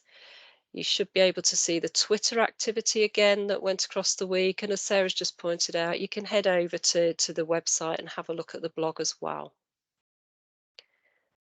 On to day 3 for the next slide, please, Becca. So this was about influencing change. Good amount of attendees again. We've got 166 online with us, and the discussions focused on it, how we effectively influence change through clinical audit and the wider QI agenda. Next slide, please. So our winners were Walsall Healthcare NHS Trust, who looked at the MDT approach to QI for hip fracture. Worth going and listening to the recordings of all these lunch and learns as well, because the winners and the highly commended that presented, they presented some fantastic projects, and there was lots there, lots of tips for you to take away. Judges particularly impressed in the way the team had used a national clinical audit to achieve sustainable results using innovative approaches. Next slide, please, Becca. So here we've got our 2 highly commended for this category. The first one was where Deborah Douglas introduced a digital platform for urology patients, which actually reduced post-op complications, improved recovery and reduced length of stay. And our paediatric team, who were very responsive in coming up with solutions to paediatric multi-system syndrome associated with COVID-19. Next slide, please, Becca. So what did the attendees value the most? The use of SPC charts, very popular. Mr. Moore, the winner, came up as well. And what could we do better? Maybe more networking. And somebody did make a comment about possibly not using Teams. So obviously not a Teams lover there. Next slide, please. Rich information coming through again. A level of knowledge pre to post is really good as well. And attendees obviously felt engaged to go away and apply what they'd learn and look what they're going to take forward in their own organisation as well. It was very much focused on SPCs and making and getting the most out of their data. So it was really good to be able to spread the word again around making data count. So next slide, please, Becca. Okay, so you can see lots more Twitter activity here again. A lot going on locally in organisations, and Sam's signposting slide at the bottom there around pushing us all to make sure we're triangulating data and understanding the context behind it. Next slide, please, Becca. So day 4 saw us looking at health inequalities, the core 20 plus 5, 135 attendees again, which was great. We're on to Thursday in the week here, so the momentum clearly kept going as we worked through the week.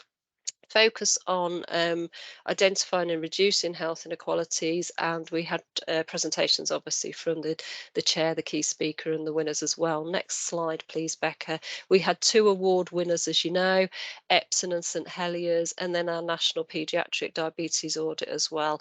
I won't go into much detail here because I know you can go and listen to the recording and you can get this information from the slide. So we'll move on, please, Becca. So here we go, 11 responses received. As we said, we've recognised that these are low numbers, but what those that did choose to fill them in gave us some really good information. So they felt it was delivered well. Knowledge growing again during the event from pre to post that you can see here, and people feeling that they will go away and actually apply the learning again.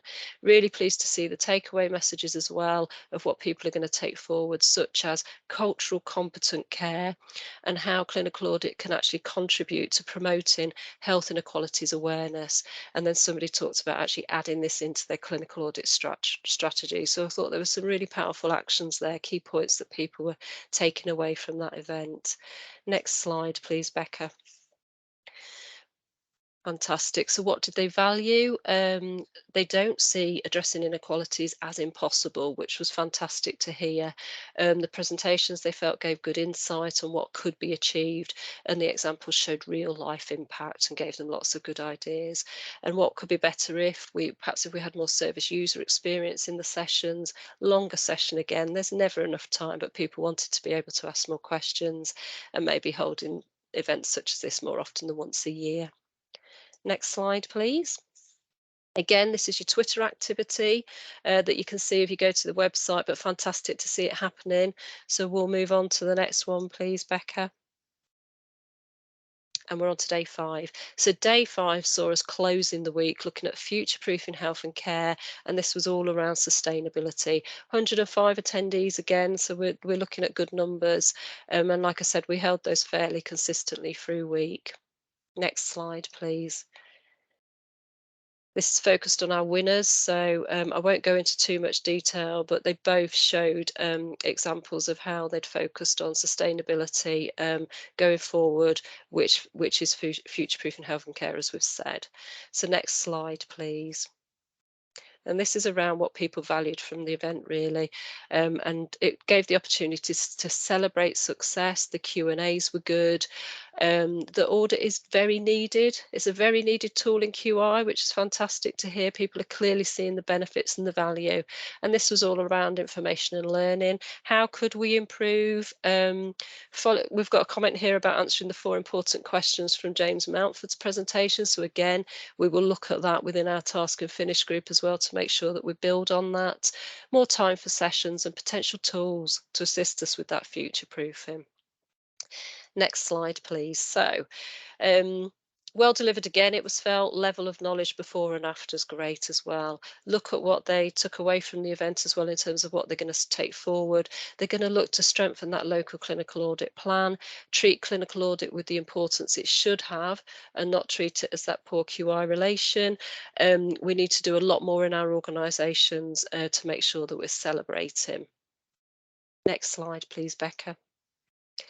Again, fantastic Twitter activity all captured on the blog, including, I think there's one here from James Mountford himself around the question as in, is audit becoming the poor cousin of improvement, and both need to come together and complement each other. But as we keep saying, clinical audit is a QI tool in itself.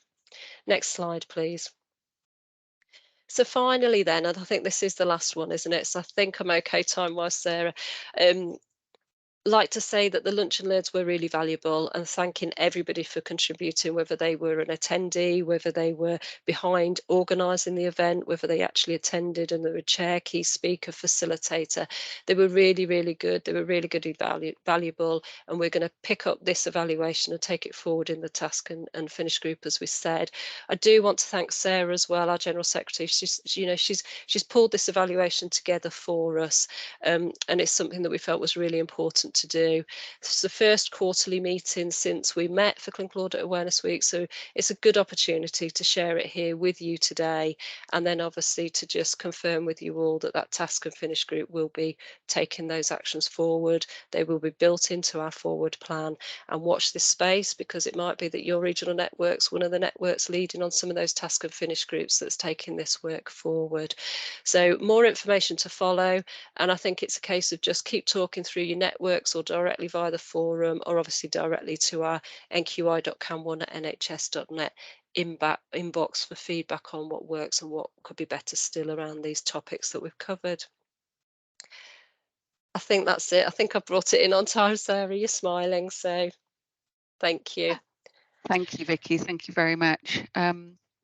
Okay, without further ado, we're going to go across to our question and answer session. Slido, people have been putting in their comments both on the question part of Slido, but also on the poll part of Slido. So I'm going to go backwards and forwards to both. Just as a generic grouping some things together, Vicky's just talked about Clinical Audit Awareness Week, task finish groups, looking at that. So any of the key questions asking about Clinical Audit Awareness Week, we will bring back once that task and finish group have met. There's some comments about the fact that we're being controlling by actually not having the chat functionality open. It's a gentle reminder that this open meeting, we really want to be able to focus on the presenters hearing about what's being said, rather than different questions coming through on the chat. So we made the careful decision to use Slido from that perspective. We can focus actually on the presentations happening. There is a comment about actually it'd be good to have questions at the end of each presentation. I absolutely acknowledge that perhaps we can take that back for the next open meeting, because the individual is saying it feels like it's moved on, and I think that's a really fair comment. So huge thank yous for your understanding about us using Slido. I will get through as many questions as possible. If the panel members' mics could be unmuted, please, Vicky. I'm going to be really tight for time with this and ask for short, prompt 30-second answers. I also pledge, it's not a fab change pledge, but it's a pledge that each of the questions asked will be answered, and we will do any of the questions we don't get to during this time, we will do afterwards, and we will put on the forum, etc., etc. So we are addressing each of the comments. Final bit before I go to the actual questions is there's a really good variety of questions where you can see network members, those that are undertaking clinical audit, asking some really practical questions. So I'd like to go to panel members for that as well. and there's a cross member across the different organisations. So coming through then, if we can't audit all NICE guidance, where would NICE say we would prioritise? In particular, would there be any resources about auditing the medtechs? So going to Joanne or Chris, and please, if I can keep you to 30 seconds. Joanne and Chris are there. Hi, Sarah. Sorry about that. Yeah, that's okay. At the moment, there are no plans that I'm aware of to provide audit tools for the medtech. Whether that will change or not, I don't know, because the EVA program is still in development, but there's nothing there at the moment. In terms of prioritization for resources for audit on guidelines, I guess there's two quick areas to look at.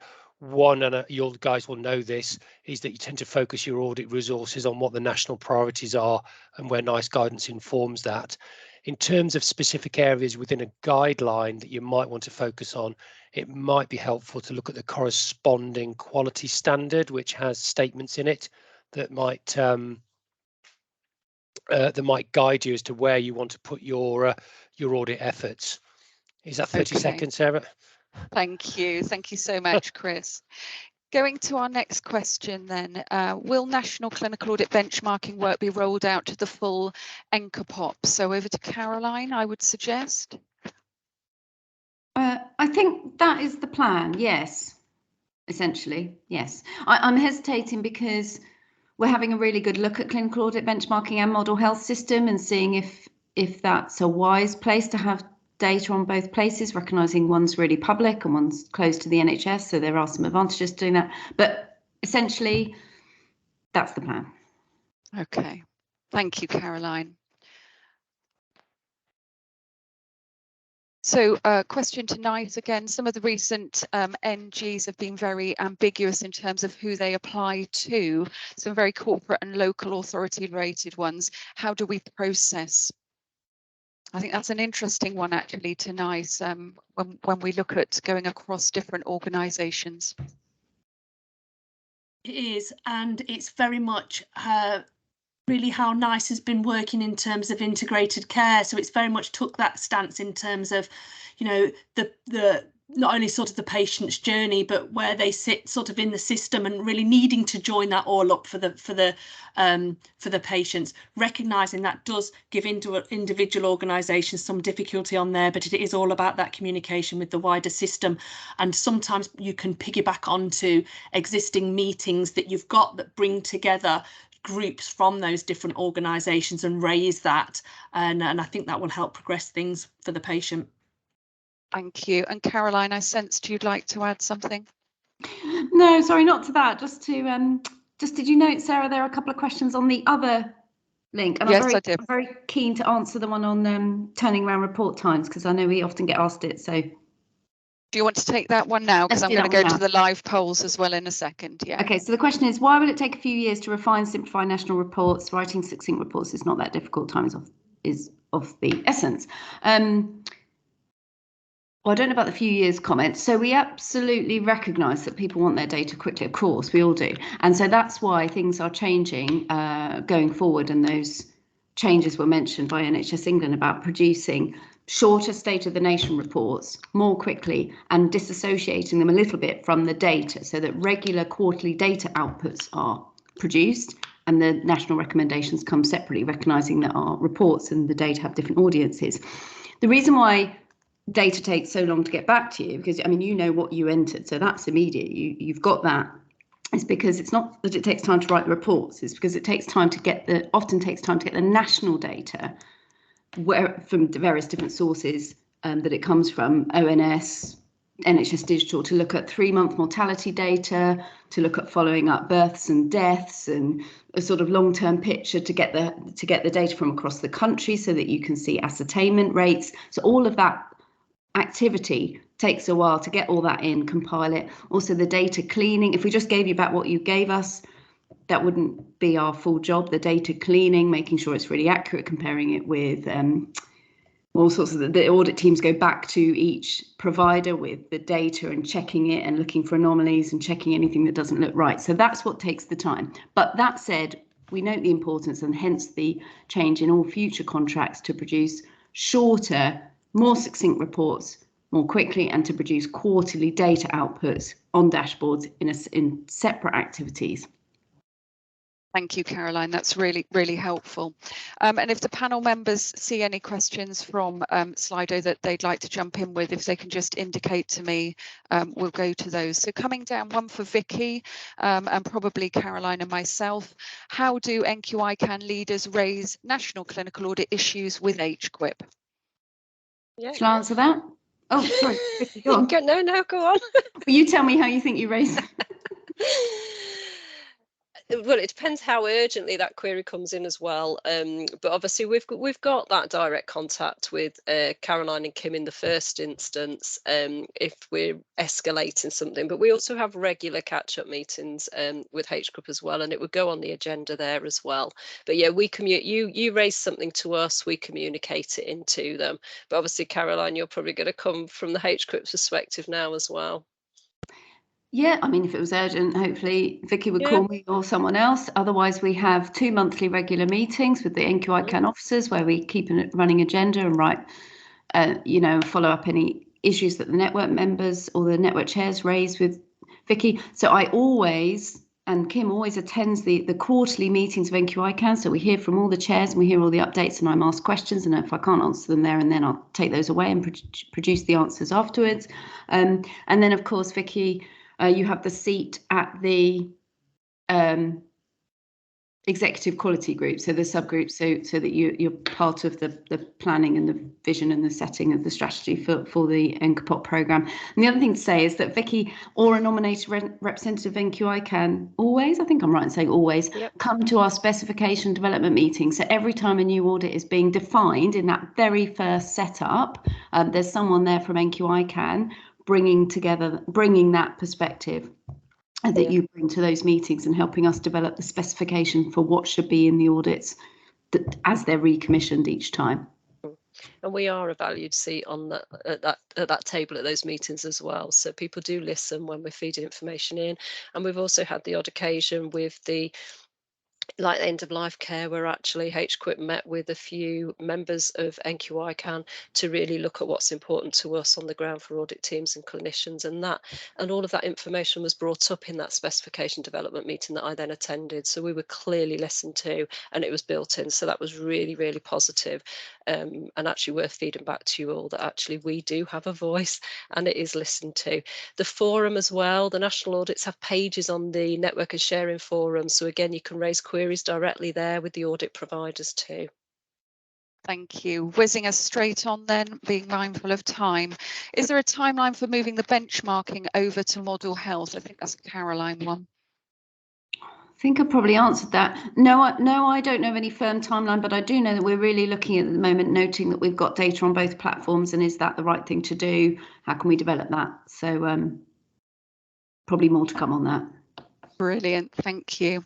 There's someone talking about the peri-operative clinical audit and saying it reads more like research. Can anybody comment on that one? So this is one on the quality accounts list, isn't it? There is elements of, I know from our own participating organisation that there's elements of research within that. I don't know the full data set to hand, but it's a quality accounts one. It's not a NQICAN one, that one, is it? I wonder if it's worth them contacting us with any concerns, specific concerns from this question that they'd like us to pick up on. Perhaps that's best to ask that person that's posed that question. Yeah, if you could, whoever's posed that question, if you could email us on the email that's on the slide there, that would be great, and we'll get back to you. An individual asking about obesity audit. Do we register as an organisation, and will reports be published for local implementation? I can answer that. Well, I can answer it. Yeah, I saw that question. Yes. Sorry, I could just answer that quickly because, yeah, I saw that question. The obesity audit is not part of NQICAN. We are running elements of it, the governance and the PPI activity for it. But it's on the NHS digital website, and they are doing the communications. So they'll be, at the moment they're doing tier 4, which is bariatric surgery, and then they will be moving into community services. So do have a look at the NHS digital website for that. Brilliant. Yeah, in the questions and answers afterwards, we can send around the link, because I can see from the NHS. Sorry, Kim, there's such an echo. Kim, can you mute, please? Thank you. I don't know why we can't speak at the same time, but we can't. We'll send around the link because there's some nice information on the NHS digital website. And basically the answer is it depends. Some organisations, NHS hospitals, their information is going through automatically, but community organisations need to register and get, and weight management services need to, if they want to be part of it, need to register. So we'll send around the link. Brilliant, thank you. And a question to Rebecca or Caroline. Can you confirm who's the in charge of clinical audit at NHS England? That would be Dr. Vin Duiker. Thank you. So that's confirming James Mountford was the outgoing lead, and it is now Vin. Thank you. That's right. Well, yeah. it's more that, yeah. Oh, sorry, Rebecca. No, go on. Vin's the medical director, isn't he? So Yes. that has the overarching responsibility. Yeah.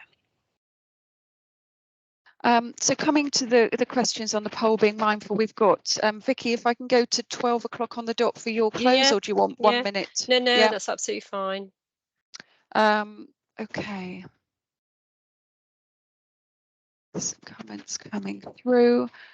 There's a comment about can HQIP be more inclusive about community services in national clinical audits?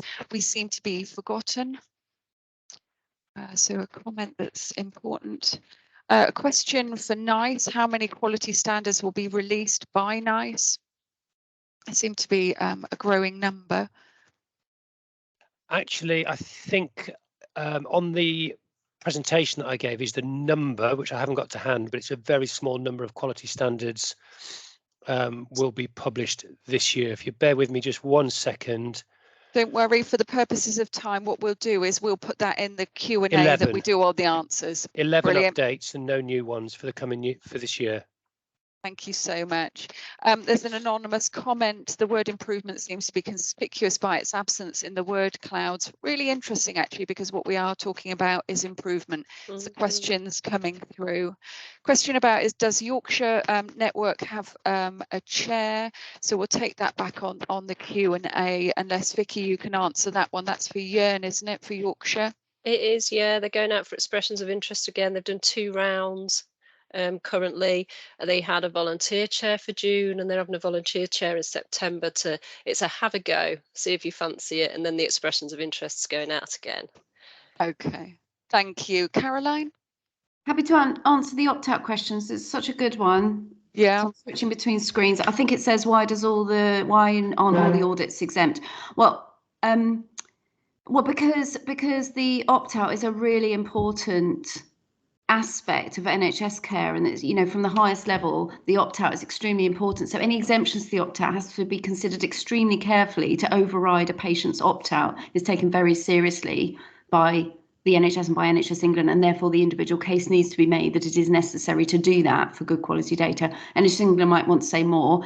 We don't run that. It is the confidentiality advisory group, as I said, run by the Health Research Authority, but I know it's taken extremely seriously, and that's the reason why this is, you know, being considered so carefully. Thank you, Caroline. There's a question here, and again, it might be for Caroline, it might be for Rebecca. NHS England HQIP representatives, please. Changes to the wording of the NHS standard contract in 21-22 appear to make everything on the quality accounts list mandatory rather than just NQICAN and HQIP managed. This change doesn't appear to be reflected in the introduction of the quality accounts list. Can you clarify, is everything on the list now mandatory? As I don't think this change has been widely reported. Probably have to look into that. I mean, I thought if they're on the quality accounts list, that's the list to report on. And if you have eligible services, let's bring that back on the Q&A then. Panel members, I think it's a really good question from the member, but yeah, Vicky? I think it's mandatory because you have to put your supporting statement in your quality report to say why you haven't participated if you run those services for that particular topic. But we better check that fine detail if somebody's questioning it. Absolutely. So we'll get that back in the Q&A. Yeah, Vicky, yeah. Over to you. We've tried to We're cover on as many 12 o'clock. questions as possible. Yeah. Okay, thank you. And thank you for posting your questions. And as was said, what we'll do, if people haven't put their contact details into the poll, which it doesn't look like they have, into the Q&As, what we can do is produce a list of the questions and some responses and make sure that that's out there in the public domain for you all, so that you can see the responses that have gone back to the individual questions raised. Thank you so much for joining us today. It has been recorded. We will upload it to YouTube, and make sure you've got the links for this. You've got the dates for the next quarterly meetings, and your regional network meetings now should follow on from this central meeting. So hopefully within the next few weeks, you've got a regional network meeting to attend, so you can take the information that you've heard today, discuss it in your regional network, and talk about how it applies and how you can take that forward locally and regionally with your other organisations within your network as well. Thank you, Becca, for sharing that. We've also got the contact details here should you need to get in contact as well. So thank you for everybody that's presented. Thank you to our regional network chairs as well that have joined us, and all the attendees as well. And hopefully you'll have the rest of the day goes well for you, and we'll look forward to seeing you soon. Thank you. Thanks, everyone. And thanks, Sarah, for manning the Q&A.